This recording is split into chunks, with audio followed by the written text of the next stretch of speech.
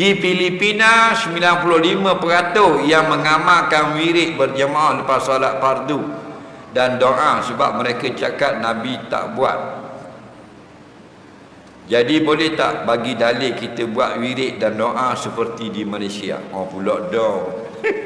Orang sibuk nak puasa, dia sibuk wirid mayang. Okey. Lepas daripada semayang, dia kata Nabi tak buat. Tak buat apa? Nabi tidak berwirid dan tidak berdoa. Kenapa kita di Malaysia berwirid dan berdoa? Dari mana dalil? Mu baju hitam. Lepas semayang mu berzikir tak? Siapa suruh? Ni dia marah dah ni. Ambil dalil mana? Faham lagi? Dah? Tahu tak? Mu berzikir tak lepas semayang? Dan mu ambil dalil mana? Mu ikut imam. Tahu tak? Imam tu orang belajar ke orang ngisap? Ke ngisap radah tak imam? Dan orang belajar agama, tidak, dia tak boleh jadi imam. Faham tak lagi? Dengar baik-baik.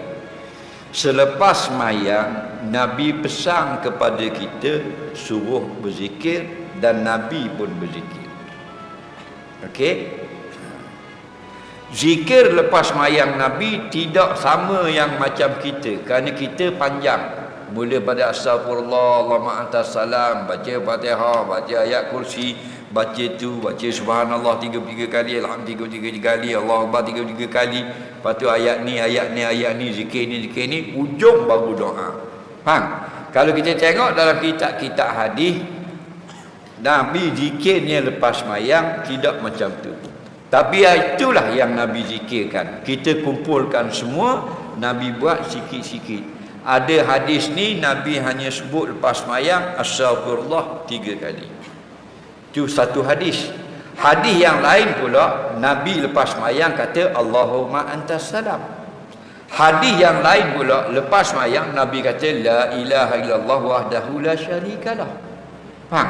Hadis yang lain pula Nabi kata siapa yang membaca lepas semayang fardu begini Allahu akbar, alhamdulillah, subhanallah, alhamdulillah, Allahu akbar, pahalanya begini. Itu dalam hadis. Ulama sampai ke hari kita ni ambil daripada hadis-hadis itu, kumpulkan semua, jadikan wirid secara seluruhan. Faham lagi?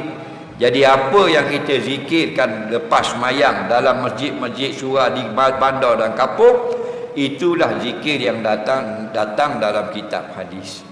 Okey? Jadi kalau barang siapa kata Nabi tak beri kita berzikir lepas daripada semayang, orang itu sudah berbohong atas nama Nabi, sedia tempat duduk masuk neraka. Contoh Nabi suruh berzikir, Nabi kata man sabbahallah fi kulli duburis salah salasan wa salasina wa hamidallah salasan wa salasin wa kabbarallah salasan wa salasin wa yaqulu tamamal mi'ah la ilaha illallah wahdahu la syarikalah ghufira lahu dzunubuhu walau kana misla zabadil bahri au kama qala.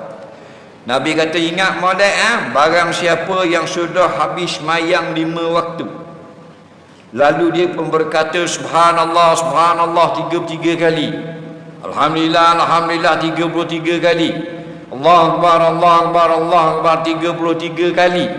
Kemudian dia kata yang 100 la ilaha illallah wahdahu la syarikalah sampai habis, Allah ampun semua dosanya, walaupun dosa dia tu seperti buih di laut. Jelas lagi Nabi suruh berzikir ke suruh balik? Jadi susah. Hak mana betul? Berzikir ke tak berzikir? Cuma ulama pesan yang wajib kita ikut imam ialah dari takbir sampai ke salam saja. Sampai kepada bab berzikir lepas salam sunat lagi, bukan dah wajib. Faham? Mana kalau kita tak nak berzikir, nak pergi ambil anak pula nak atur tuition, silakan balik. Tak wajib zikir dengan imam. Imam Syafi'i sebut dalam kitab Al-Um, contoh uhibbu saja. Aku kasih bawanya duduk berzikir bersama imam sampai selesai. Malaikat ada hajat. Orang ada hajat boleh balik. Jadi sebab tu pak mazhab Syafi'i, Maliki, Hanafi, Hambali sunat berzikir lepas sembahyang 5 waktu. Kemudian pula berhimpun ramai-ramai berzikir dalam hadis. Nabi berjalan dengan sahabat, sahabat ikut belakang. Nabi tengok dalam masjid ada 2 kumpulan. Satu sedang belajar ilmu agama, satu lagi halaqah sedang berzikir. Nampak? Nabi kata kedua-dua ini atas kebenaran. Okey? Kedua-dua ni benar. Yang ni sedang mengajar hukum agama.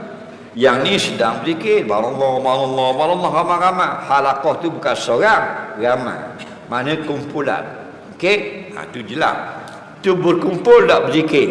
Berkumpul. Okey? Dalam hadis yang lain pula, Sahih Ibn Hibban, ada bagi Allah malaikat yang tugas dia turun ke bumi, cari di masjid mana ada orang duduk kumpul berzikir.